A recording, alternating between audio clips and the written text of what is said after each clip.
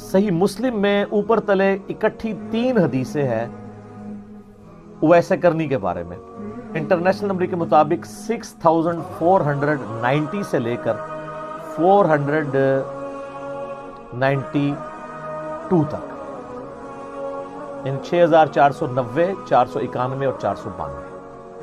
اس کے اوپر چیپٹر ہی ہے اویس القرنی کی فضیلت کا بیان، اور یہ تینوں حدیثیں سیدنا عمر فاروق رضی اللہ تعالیٰ عنہ علیہ السلام سے ہیں. یہ جو مولا علی کا ذکر آیا نا، ان احادیث میں مولا علی کا ذکر نہیں ملتا، وہ ہمارے چند وائزین نے مولا علی کا بھی بیچ میں نام داخل کر دیا. بیسیکلی حضرت عمر سے یہ ساری چیزیں ریلیٹڈ ہیں، جو مسلم شریف میں آپ اوپر تلے یہ 3 احادیث پڑھ سکتے ہیں. اب یہ وہ تینوں احادیث اتنی امپورٹنٹ ہیں کہ میں ان تینوں کو کوشش کروں گا کہ یہاں پر کور کروں. پہلی حدیث جو صحیح مسلم میں ہے وہ 6490 ہے، سیدنا عمر فاروق رضی اللہ تعالیٰ عنہ سے. آپ نے روایت کیا کہ آپ صلی اللہ علیہ وآلہ وسلم نے اویس کرنی کے بارے میں کیا فرمایا تھا. وہ کانٹیکسٹ حدیث کا یوں شروع ہوتا ہے کہ اہل کوفہ کا ایک وفد امیر المومنین سیدنا عمر فاروق رضی اللہ تعالیٰ عنہ علیہ السلام کو ملنے کے لیے آیا. ان میں ایک ایسا بندہ بھی تھا جو سیدنا اویس کا مذاق اڑایا کرتا تھا، حالانکہ ان کے قبیلے کا تھا. تو سیدنا عمر کی عادت تھی جب بھی حج کے موقع پر لوگ آتے تھے نا، تو ظاہر ہے لوگ پھر آپ کو آ کے ملتے بھی تھے. آپ ہر سال ہی حج کیا کرتے تھے، تو لوگوں کی خواہش ہوتی تھی امیر المومنین کی زیارت بھی ہو جائے گی، اور وہ ان کے لیے پیر و مرشد بھی تھے، بیعت بھی کی ہوئی تھی، سب کچھ تھا، صحابی بھی تھے. تو اس وفد، جب بھی کوئی وفد آتا نا تو خصوصاً کوفے سے، تو حضرت عمر فاروق کی عادت تھی ان سے پوچھا کرتے تھے کہ بھئی تم میں سے کوئی شخص اویس ابن عامر کو جانتا ہے؟ تو وہ جو بندہ حضرت اویس کا مذاق اڑایا کرتا تھا نا، ان کے قبیلے کا بندہ، آج بھی دیندار لوگوں کا لوگ مذاق اڑاتے ہیں، پاگل ہیں، فنیٹکس ہیں، یہ تو نہیں ہے بالکل ہی دنیا چھوڑ کے بیٹھ جاؤ. اچھا جی، دین دنیا ساتھ لے کے چلو. حالانکہ جو یہ کہہ رہے ہوتے ہیں اللہ کے فضل سے نماز بھی انہوں نے کبھی پڑھی ہوتی ہے، اور آپ کو مشورہ دے رہے ہوتے ہیں دین دنیا ساتھ، یعنی 24 گھنٹہ میں سے 12 اللہ کے لیے، 12 دنیا کے لیے. نہیں، 1 گھنٹہ نہیں دے سکتے 5 نمازوں کو ملا کے کمبائن. تو بتایا گیا کہ یہ امیر المومنین. تو پوچھا کہ تم اہل قرن میں سے ہو؟ انہوں نے کہا ہاں جی میں قرن میں سے ہوں. تو انہوں نے کہا کہ میں نے نبی صلی اللہ علیہ وآلہ وسلم سے خود سنا تھا، حضرت عمر کہتے ہیں، کہ تمہارے پاس یمن میں سے ایک آدمی آئے گا اویس بن عامر، اس کی ایک والدہ ہے جس کی خدمت کی وجہ سے اس سے مشغولیت ہے، یعنی وہ میری خدمت میں اس لیے حاضر نہیں ہو سکا، کہ اپنی ماں کی خدمت کرتا ہے، اور اس کی ماں کا کوئی اور ایسا رشتہ دار نہیں جو اس کو لک آفٹر کر سکے. اس کے جسم پر برس کی بیماری کے داغ تھے. پھر اس نے اللہ سے دعا کی تو وہ جسم سے داغ جاتے رہے.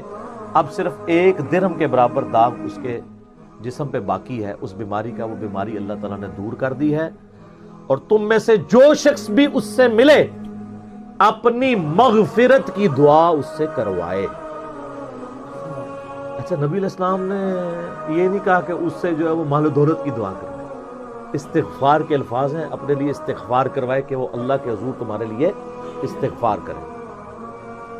اس سے اگلی حدیث جو صحیح مسلم کی ہے 6491، اس میں الفاظ ہیں، آپ صلی اللہ علیہ وآلہ وسلم نے فرمایا ان خیر التابعین رجل یقال له اویس، بے شک تابعین میں سب سے بہتر شخص وہ ہے جس کا نام اویس ہوگا. اب خیر التابعین خود ہی نبی علیہ السلام نے گریڈنگ کر دی.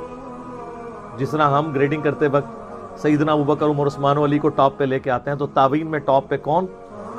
اویس ابن عامر رضی اللہ تعالیٰ عنہ وعلیہ السلام ورحمہ اللہ تعالی. تو وہ خیر التابعین میں سے ہے. تم میں سے جو شخص اس سے ملے اپنے حق میں دعائے مغفرت کروائے، اور وہ شخص ایسا ہے کہ اگر وہ اللہ کے نام کی قسم کسی معاملے میں اٹھا لے تو اللہ تعالیٰ اس کی قسم کو پورا کر دے گا. سبحان اللہ، بہت بڑی فضیلت ہے. جو بخاری مسلم میں حدیث ہے نا کہ دنیا میں ایسے لوگ بھی ہیں اگر کسی معاملے میں اللہ پر قسم کھا دے نا تو اللہ تعالیٰ ان کی قسم پوری کر دیتے ہیں. اچھا، جو تیسری حدیث ہے نا صحیح مسلم کی 6492، وہ بڑی لمبی حدیث ہے اور بڑی دقت انگیز حدیث ہے. وہ بھی سیدنا عمر فاروق رضی اللہ تعالیٰ عنہ علیہ السلام سے. اس میں بھی یہ الفاظ موجود ہیں کہ ایسے اللہ کے نیک بندے جو اللہ پر قسم کھا لیں کہ اللہ ان کی قسم پوری کرے. اویس ابن عامر بھی ان میں سے. وہ حدیث یوں ہے کہ سیدنا عمر فاروق رضی اللہ تعالیٰ عنہ کو جب حج کے موقع پر لوگ ملنے کے لیے آتے تھے نا تو ان کی عادت تھی کہ وہ ہر دفعہ ان کا انٹرویو کیا کرتے تھے، خصوصاً یمن کے جو لوگ تھے، کوفے کے لوگ تھے، کیونکہ کوفے میں بھی کرن قبیلہ آباد تھا. اسی طریقے سے ایک دفعہ وہ انٹرویو کر رہے تھے تو آپ نے پوچھا کہ تم میں سے کوئی شخص اویس موجود ہے؟ تو بائی چانس اس سفر کے اندر سیدنا اویس بھی آئے ہوئے تھے خود امیر المومنین کے پاس. تو آپ نے ان سے پوچھا تم اویس ہو؟ ان کا ہاں. قبیلہ کرن سے تعلق رکھتے ہو؟ ہاں. اچھا تمہاری ماں ہے جس کی خدمت کی مشغولیت کی وجہ سے نبی علیہ السلام کے پاس نہیں حاضر ہو سکے تھے اور اس کی کوئی دیکھ بھال کرنے والا نہیں ہے، بوڑھی ماں کا؟ ان کا جی ہاں. اور تمہیں برس کی بیماری بھی تھی، پھر تم نے اللہ سے دعا کی اور اللہ تعالیٰ نے تمہاری بیماری دور کر دی اور صرف 1 درہم جتنا نشان تمہارے جسم پہ باقی رہ گیا برس کا، تم وہی ہو؟ تو پھر سیدنا عمر نے کہا کہ میں نے تو نبی علیہ السلام سے تمہارے بارے میں یہ سنا تھا کہ جو شخص اس سے ملے اس سے اپنے لیے دعائے مغفرت کروائے. ہائے ہائے ہائے ہائے. ایک صحابی تابعی کو کہہ رہا ہے. سر آپ ذرا امیجن کریں. تو اور تمہارے بارے میں فرمایا تھا کہ تم کسی معاملے میں اللہ پر قسم کھا لو اللہ وہ قسم بھی پوری کر دے تو تم میرے لیے دعائے مغفرت کرو. پہلے تو وہ تھوڑے ریلیکٹنٹ ہوئے، ظاہر ہے امیر المومنین کروڑوں ویسے کرنی سیدنا عمر کی جوتیوں پہ قربان، مرتبہ تو ظاہر ہے وہ. پھر حضرت عمر نے جب کہا کہ مجھے نبی علیہ السلام نے حکم دیا تھا تو میرے لیے دعا کرو، تو پھر انہوں نے ان کے لیے دعا کی. یہاں میں ایک شرعی مسئلہ بھی آپ کو بتا دوں کہ جو افضل شخص ہے وہ مفضول سے دعا کروا سکتا ہے. جو افضل شخص ہے وہ ایسے شخص سے دعا کروا سکتا ہے جو اس سے کم افضل ہو، جس پہ اس کی فضیلت ہو. اب یہ تو ڈفرنس ہی کچھ نہیں ہے. بخاری اور مسلم دونوں میں حدیث ہے کہ جس شخص نے اذان کا جواب دیا، یعنی وہی کلمات ریپیٹ کی، ڈیٹیلڈ حدیث مسلم میں آتی ہے، بخاری میں بھی ہے، اس کے بعد ایک دفعہ درود شریف پڑھا اور پھر اللہ کے حضور میرے لیے وسیلہ کے مرتبے کی دعا کی، جو جنت میں ایک مقام ہے اور میں اللہ سے امید کرتا ہوں کہ وہ کائنات میں ایک شخص کو ملنا ہے اور وہ میں ہی ہوں. تو جس نے بھی میرے لیے دعا کی کہ مجھے اللہ وہ وسیلہ کا مقام دے تو میری شفاعت اس کے لیے حلال ہو جائے گی. صلوات بر محمد و آل محمد، اللہم صلی علی محمد و علی آل محمد. اب مجھے بتائیں نبی علیہ السلام کو ہماری دعاؤں کی ضرورت ہے؟ وسیلے کا مقام تو ان کو مل چکا ہے، لیکن دنیا میں کروڑوں لوگ سینکڑوں سال سے حضور کے لیے دعا کر رہے ہیں. ایون یہ جو ہم نے درود شریف پڑھائی ہے کیا ہے؟ یہ بھی نبی علیہ السلام کے حق میں دعا ہے. تو جو مفضول، یعنی ہم مفضول ہیں، اپنے سے بہت افضل شخصیت یعنی امام اعظم محمد رسول اللہ صلی اللہ علیہ وآلہ وسلم جو سید الاولین والآخرین ہے، شفیع المذنبین ہے، رحمت للعالمین ہے اور خاتم النبیین ہے، امام الانبیاء والمرسلین ہے صلی اللہ علیہ وآلہ وسلم. انہیں ہماری دعاؤں کی ضرورت نہیں ہے، لیکن اللہ تعالیٰ کو اپنے محبوب کا ذکر اپنے بندوں سے سننا اچھا لگتا ہے. بغیر ریزیمبلنس کی میں بات کر رہا ہوں. کسی فقیر نے اگر کسی بڑے بادشاہ سے کوئی بھیک مانگنی ہوتی ہے تو کیا کہتا ہے؟ تیرے بچوں کی خیر. حالانکہ اس کے بچے اس پہ تو ڈیپینڈنٹ نہیں ہوتے، لیکن اس کی تعریف کر کے وہ اس کے حضور مقام حاصل کرنا چاہتا ہے. تو نبی علیہ السلام کا اللہ کے ساتھ جو رشتہ ہے خالق اور مخلوق کا، وہاں تو ظاہر اولاد والا معاملہ نہیں ہے. اللہ تعالیٰ کو بھی خوشی اس بات سے محسوس ہوتی ہے کہ اس کے نبی علیہ السلام کے ریفرنس سے اس کی طرف متوجہ ہو جائے. صلوات بر محمد و آل محمد، اللہم صلی علی محمد و علی آل محمد صلی اللہ علیہ وآلہ وسلم. اچھا یہ جو حدیث تھی نا 6492، اس میں آگے بھی کچھ الفاظ ہیں.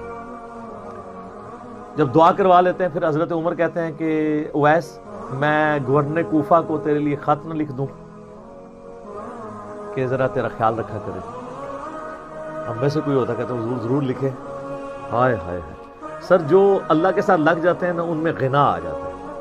ان کا علم نہیں، مجھے اس کی حاجت نہیں ہے.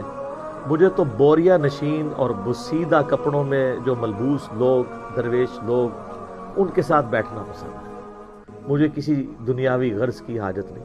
یعنی وہ 4 دائرہ کوفہ وہ چھاونی تھی جو حضرت عمر نے قائم کی تھی، فوجی چھاونی. ایک سینٹرل مقام تھا جہاں سے رومن اور پرشین امپائر، جس کو مسلمانوں نے ڈھیر کیا تھا، ان کے سینے میں وہ کوفہ شہر آباد کیا تھا کہ وہاں سے آپ دونوں سپر پاورز میں بغاوت کو کچل سکیں. خطرہ تو رہتا ہے نا. تو انہوں نے کہا یا حضرت مجھے اس کی کوئی حاجت نہیں ہے. اور پھر وہ سیدنا اویس رضی اللہ تعالیٰ عنہ علیہ السلام واپس گئے تو ایک بندہ جو یہ ساری مجلس، جس کو اس مجلس کی خبر تھی، وہ وہاں پہ ان کو کوفے میں جا کے ملا، جس نے حضرت عمر سے یہ چیزیں سنی ہوئی تھی کہ اس طرح ایک بندہ ہے جس کے بارے میں نبی علیہ السلام نے فرمایا. تو وہ حج کرنے کے بعد جب حضرت عمر سے ہو کے وہاں واپس گیا، اس اسپیسیفک مجلس میں تو نہیں تھا، حضرت عمر کی مجلس میں بیٹھا تھا جس میں انہوں نے غائب میں ان کا ذکر کیا تھا، غائبانہ ذکر. تو وہ حضرت اویس کے پاس گیا اور کہا کہ امیر المومنین سے میں ہو کے آیا ہوں، میں حج پہ بھی گیا ہوا تھا، تو آپ میرے لیے دعا کریں. تو حضرت اویس نے کہا کہ تم اتنے مبارک سفر حج سے آئے ہو، تمہیں چاہیے میرے حق میں دعا کرو، تم مجھ سے دعا کیوں کروا رہے ہو؟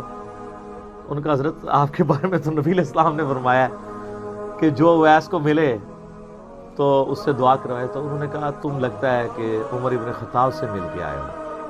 ان کا جی، مجھے انہوں نے یہ بات بتائی ہے. تو پھر انہوں نے ان کے لیے دعا کی اور پھر یہ خبر جنگل کی آگ کی طرح پھیلنا شروع ہوئی. تو حضرت اویس کرنی کوفہ شہر چھوڑ کے وہاں سے چلے گئے کہ میں ایسے شہر میں رہنا بھی پسند نہیں کروں گا جہاں لوگ مجھے اس عزت کی نگاہ سے دیکھ رہے ہیں. کس ضرب والے وہ لوگ ہیں. یہاں تو لوگ یعنی شہرت کے بھوکے ہوتے ہیں، فیم کے بھوکے ہوتے ہیں، اور یہ وہ لوگ ہیں جن کا اللہ کے ساتھ تعلق ہے. ان کو ہر وقت یہ ڈر لگا رہتا ہے کہ کوئی ریاکاری والا عنصر ہمارے اعمال کے اندر داخل نہ ہو جائے. وہ چھوڑ کے چلے جاتے ہیں. تو وہ شہر چھوڑ کے چلے گئے جب لوگوں کو ان کی عظمت کے بارے میں پتہ چلنا شروع ہوا، تاکہ لوگ میرے پاس نہ آئیں. آپ لوگ ہوتے تو شاید ٹکٹ لگا کے بیٹھ جاتے، جنہیں دعا کرانی ہے تو ٹکٹ کٹاؤ تو لینڈ بڑھاؤ. تو اسی لیے ہم جیسے لوگوں کے بارے میں بشارتیں بھی نہیں ہیں. جن کا یہ اعلیٰ ظرف تھا نا، انہی کو اسی قسم کی گارنٹیاں دی گئی تھی. الحمدللہ.